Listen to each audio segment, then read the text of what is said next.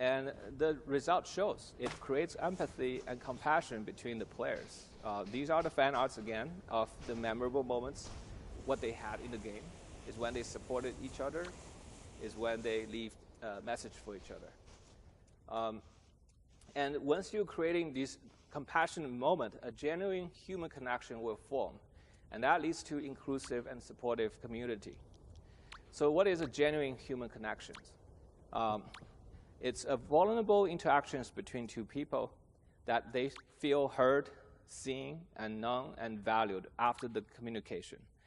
And afterwards, they feel better about themselves and feel better about the world.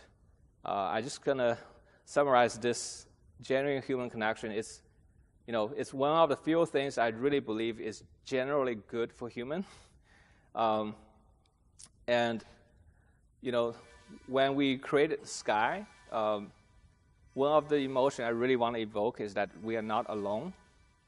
And I think most of the artists who make art, they want to connect with people through their art. And in this process, if the art connects with them, there's an overwhelming sense of gratitude between the artist and the viewer. And I think this overwhelming gratitude I felt is also inspiring, our creation, and we want to give it back to the players. It's a very healthy cycle of reciprocation. When we launched Sky in 2019, we got a letter within a few months. A 67-year-old grandma from Hawaii who never played games was cried and moved by the game, and she told us, she doesn't want to be alone anymore, and she's still a person of love.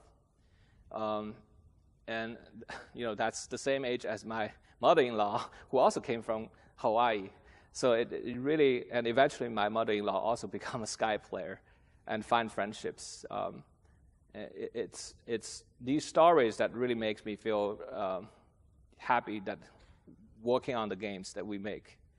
There's this manga, a Japanese, very talented manga artist. She make usually funny mangas, but one day she made this manga for us. She said she actually tried to hurt herself in the real life multiple times. She was really thinking about throwing her life away. But when she discovered Sky, she felt the warmth from many friends she made in the Sky community that for the current moment that she chose to live. And she's only 20 years old. I really don't understand why a talented artist, at her golden age would think about throwing her life away. And during the Ukraine and Russian war, we were really concerned because we have players from both nations. And when they run into each other, instead of having a fight in the game, they actually really supported each other. They see each other as victims of the war. And they still stay contacted today. And I want to show you just one last thing. This is from the concert of Aurora, when there's 4,000 people can view this, the concert together. But when we give this tool to our player, when they have the control to tell each other what to do, together they were able to perform something that's just really beautiful and moving. They decide to come together without any of the problem. We didn't tell people to do this, but they decide to do it together with each other. Instead of competing or fighting, they're here to create art. I've just never thought our gaming community could be more amazing. So to conclude, how do you keep your online interaction positive? First, just remember, players are not born toxic. We are all capable to being a good citizen and treat each other with compassion. So really just focusing on your design to highlight that bright part of humanity. Number two,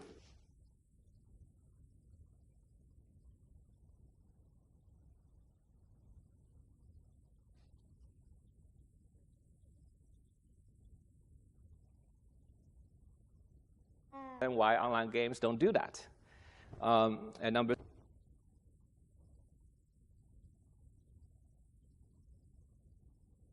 And why online games don't do that. And number three, if you build a relationship, don't ruin the authenticity with gameplay mechanics. You know, gamification don't work with relationships. It needs to be genuine. And try to build genuine human connections in your community. It will save lives. And, you know, we are game designers. We're thinking about how to change people's behavior in our games. But I don't see why we couldn't think about how real-world institutions can be designed to promote human values rather than destroy them. And if you can make it work in the virtual world, I don't see why it wouldn't work in the real life. So TGC, you know, is a company that started 18 years ago, trying to make games to tell heartwarming stories for all ages. But today we have to change it because it's an online game now, right? We have to inspire humans to connect worldwide. Thank you. And we are also hiring. Yeah.